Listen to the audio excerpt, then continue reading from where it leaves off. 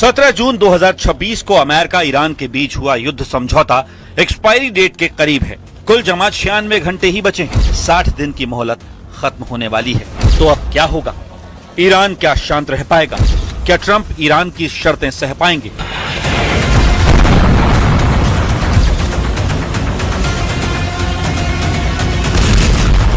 हालात ठीक नहीं। ईरान गुस्से में है।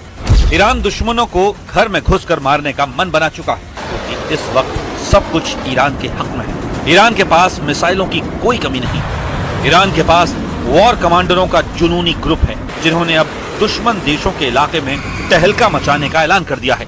खाड़ी में अमेरिका के सैन्य अड्डे जिन देशों में हैं, वो फिर से ईरान के निशाने पर आ गए हैं। ये अलर्ट रेवोल्यूशनरी कमांडर रजा नकदी ने दिया है। ब्रिगेडियर जनरल रजा इतने खूंखार हैं कि अमेरिका ने उन पर 2011 से बैन लगा रखा है।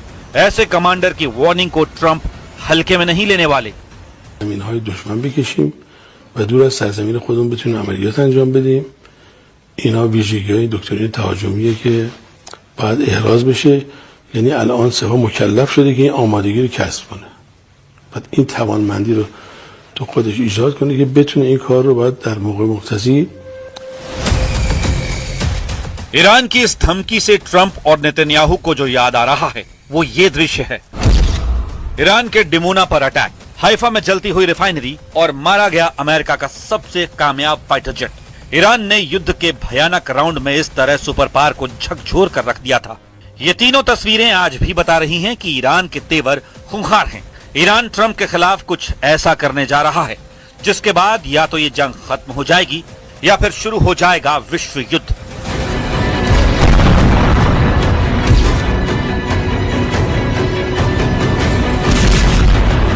क्योंकि ईरान की रणनीति ट्रंप को शर्मिंदा करने की है, इतना ज्यादा कि वो होपलेस हो जाएं। नेटो समिट में तुर्की की उनकी विजिट ईरान के इसी प्लान का हिस्सा है, जहां ट्रंप ने ईरान के डर से अपना प्लेन बदल लिया था। जुलाई 2026 की इस कांड से अब पर्दा उठ गया है। ट्रंप ग्रेटर रिस्क लेने को तैयार नहीं है। ट्रंप को ईरान से बहुत डर लगने लगा है। ट्रंप ईरान की रेंज में आने से खौफ खा रहे हैं। सच में ईरान ने ट्रंप को ऐसे दिन दिखा दिए हैं जिसकी उन्होंने कल्पना नहीं की थी। दुनिया के सबसे ताकतवर लीडर को ईरान ने डर दिखा दिया है। ट्रंप की ये फियर स्टोरी वॉर का रुख पलट सकती है। क्या हुआ था तुर्की में? ट्रंप ने क्यों बदला था अपना एयरफोर्स 1 प्लेन? उनकी फजीहत कैसे कर रहा है ईरान? इसका पूरा ब्यौरा सामने आ गया है। खुद ट्रंप ने कई अहम खुलासे किए हैं। So I go by Secret Service and the military. They wanted me to go on a different flight, a different plane, equal safety, but they wanted me to do it, so I do it. I do what they say. Why did they want you to do that? I guess there was a threat out there. I didn't really ask too much about it. I get a lot of threats.